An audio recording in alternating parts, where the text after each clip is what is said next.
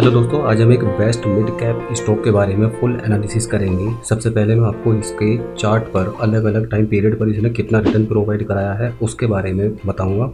उसके बाद हम देखेंगे कि चार्ट के अकॉर्डिंग यानी इसने अपने प्रीवियस डेज में लास्ट 5 ईयर्स में या मैक्सिमम जब से ये स्टॉक एक्सचेंज में लिस्ट हुआ है तब से लेकर आज तक इसने CAGR यानी एनुअलाइज्ड कितने रिटर्न प्रोवाइड कराए हैं उस बारे में भी हम डिस्कस करेंगे। इसके साथ साथ मैं आपको इसकी बेसिक डिटेल बताऊँगा, इससे जुड़े हुए इंपॉर्टेंट फैक्टर्स और इसके डिविडेंड हिस्ट्री कैसी है इसके बारे में भी जानकारी हासिल करेंगे। फाइनेंशियल हेल्थ कैसी है कंपनी की, और अगर हम इस स्टॉक के अंदर आज निवेश करते हैं, मान लीजिए मंथली बेसिस पर हम SIP शुरू करते हैं इस स्टॉक के अंदर, या हम लमसम इन्वेस्टमेंट करते हैं यानी इसके कुछ शेयर खरीद लेते हैं, तो हमें दोस्तों आगे आने वाले टाइम में कितना रिटर्न मिल सकता है या कितना हमारा फंड ग्रो कर सकता है, ये हम इसकी पास्ट परफॉर्मेंस के अकॉर्डिंग कैलकुलेटर पर कैलकुलेट करके देखेंगे। तो चलिए शुरू करते हैं, समझते हैं सारी जानकारी को। सबसे पहले मैं आपको बता दूं दोस्तों, मैं बात कर रहा हूं मैरिको लिमिटेड के बारे में। मैरिको लिमिटेड जैसा आप यहां पर देख सकते हैं, ये है इसका चार्ट। अगर हम इसका लास्ट ट्रेडिंग सेशन का रिकॉर्ड देखें तो ये लगभग 4% प्लस था, और पिछले 5 दिन में इसने 5.25% के रिटर्न दिए हैं। पिछले 1 महीने में इसने लगभग 2% के रिटर्न पॉजिटिव दिए हैं। पिछले 6 महीने में इसने 35% से भी ज़्यादा के रिटर्न दिए हैं।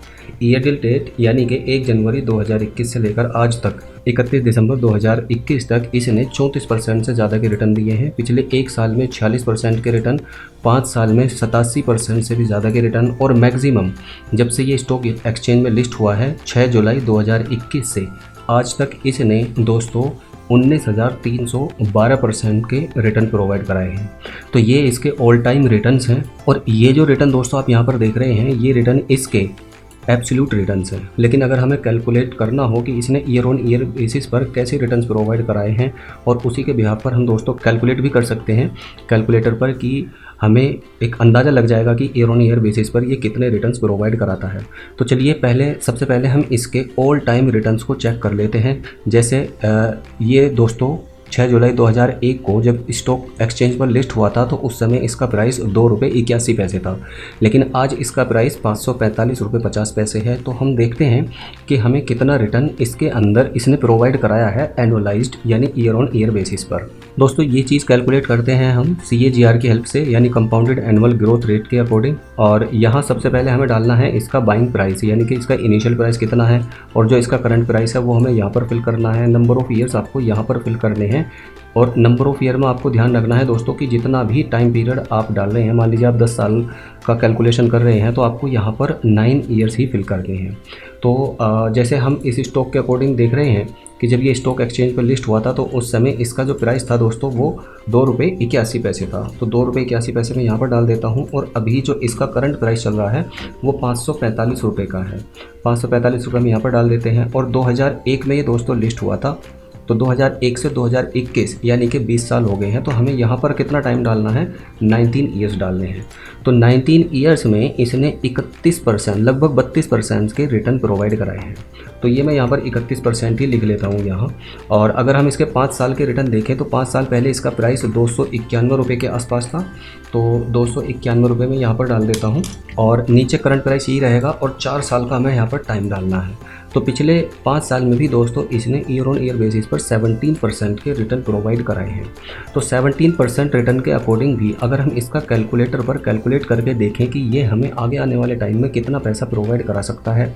जैसे अगर मान लीजिए 5 साल पहले किसी व्यक्ति ने इसके अंदर 1 लाख रुपये का इन्वेस्ट किया होगा, तो 1 लाख रुपये के इन्वेस्ट से 17% रिटर्न के हिसाब से दोस्तों आज उसकी कितनी वैल्यू हो चुकी होगी, 5 साल का पीरियड में यहाँ पर डाल देता हूँ, इसे भी चेंज कर देता हूँ मैं यहाँ। तो आप यहाँ पर देख सकते हैं कि 1 लाख रुपये बढ़कर दोस्तों 2,19,000 रुपये हो चुका होगा। और आगे भी अगर ये हमें मान लीजिए 17% के रिटर्न प्रोवाइड कराता है तो अगले 5 सालों में भी हमारा 1 लाख रुपये बढ़कर 1,19,000 यानी कि लगभग 1.25 गुना हो सकता है। अब आप यहाँ पर इस टाइम पीरियड को जैसे जैसे बढ़ाएंगे, 10 साल पहले अगर किसी ने इस स्टॉक के अंदर पैसा इन्वेस्ट किया होगा तो उसकी वैल्यू आज 1 लाख रुपये की 4,80,000 रुपये हो चुकी होगी। और ठीक इसी तरह से अगर हम 15 साल बाद देखें और हमें ये 17% के रिटर्न भी प्रोवाइड कराता है, और हम इस शेयर के 1 लाख रुपए के शेयर खरीद लेते हैं तो 15 साल के बाद में 17% रिटर्न के हिसाब से 1 लाख रुपए की वैल्यू दोस्तों 10,53,000 रुपये के आसपास हो चुकी होगी। ठीक इसी तरह से 20 साल बाद आप देख सकते हैं कि 20 साल के बाद में 23 लाख रुपए के आसपास इसकी वैल्यू हो चुकी होगी और 25 साल बाद इसकी वैल्यू दोस्तों लगभग 50 लाख रुपए के आसपास हो चुकी होगी।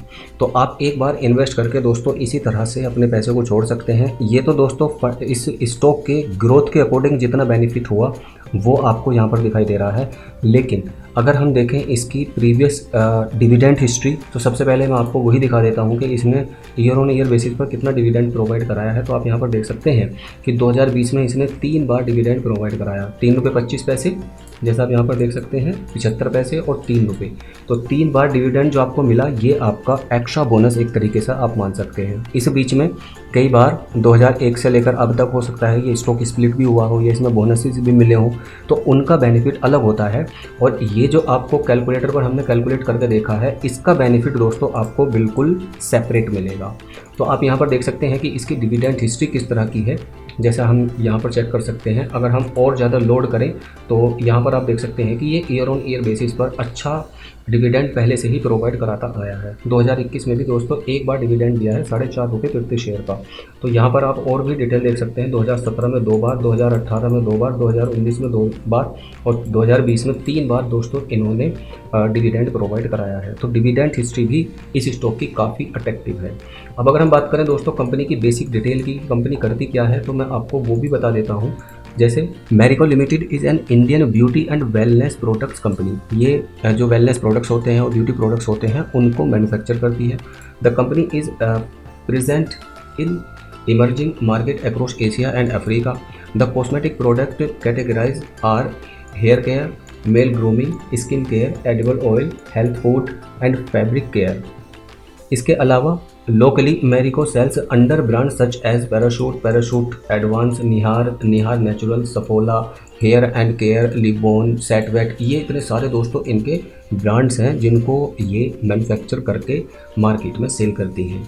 और आप देख रहे होंगे दोस्तों ये है ऑफिशियल वेबसाइट और यहाँ पर आप सारी डिटेल यहाँ पर चेक भी कर सकते हैं।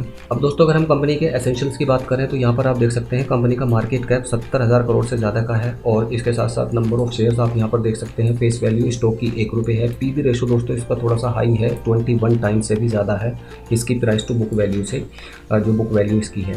और प्रमोटर होल्डिंग भी काफ़ी अट्रैक्टिव है और कैश कंपनी के पास में 711 करोड़ अवेलेबल है, जबकि डेट कंपनी के पास में सिर्फ 142 करोड़ है। तो ऑलमोस्ट हम इस कंपनी को बहुत थोड़ा सा डेट यानी कि कर्ज कंपनी के ऊपर है। ROCE दोस्तों कंपनी का काफ़ी अच्छा है, EPS भी काफ़ी अट्रैक्टिव है। इसके अलावा अगर हम बात करें कंपनी के फाइनेंशियल हेल्थ की तो मैं आपको वो भी दिखा देता हूँ। चलते हैं सीधे। आप यहाँ पर देख सकते हैं दोस्तों कंपनी ने ईयर ऑन ईयर बेसिस पर बहुत ही बेहतरीन रेवेन्यू और प्रॉफिट में ग्रोथ दिखाई है। जैसे अगर हम लास्ट फाइनेंशियल ईयर की बात करें तो रेवेन्यू में 10% से ज़्यादा की ग्रोथ और प्रॉफिट में 14% की ग्रोथ देखने को मिली थी। वही 2019-20 के फाइनेंशियल ईयर में रेवेन्यू में भी ग्रोथ लेकिन प्रॉफिट में गिरावट देखने को मिली थी। और 2018-19 के फाइनेंशियल ईयर में 16% लगभग रेवेन्यू में ग्रोथ और प्रॉफिट में 36% की ग्रोथ देखने को मिली थी। और रेवेन्यू एंड प्रॉफिट 2017-18 से लगातार पॉजिटिव है।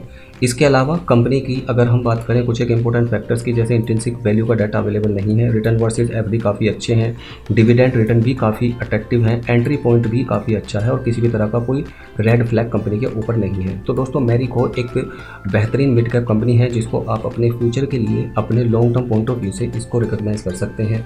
आई होप आपको जानकारी अच्छी लगी होगी। अगर वीडियो पसंद आए या इससे संबंधित आपका कोई भी क्वेश्चन हो तो आप नीचे कमेंट करके पूछ सकते हैं या हमें बता सकते हैं। धन्यवाद।